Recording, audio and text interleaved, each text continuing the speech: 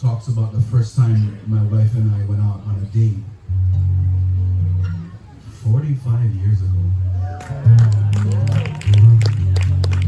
We were high school sweethearts, and I remember the first time I asked her out because I thought, number one, I thought she was the most beautiful woman I ever laid eyes on.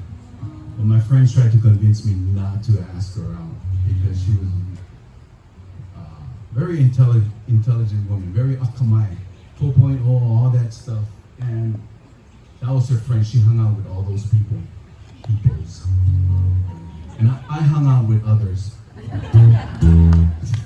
But I wanted to ask her out, so I literally, honest, I went home, I wrote down a speech and memorized it, and sure enough, I had my chance. The next day, I was in down the hallway, and here she comes walking towards me with her books and stuff. And I said, okay, here we go. Now's my chance. Excuse me. She looks up at me, and everything went blank. The only thing that came out of my mouth was, "You like date?" She said no.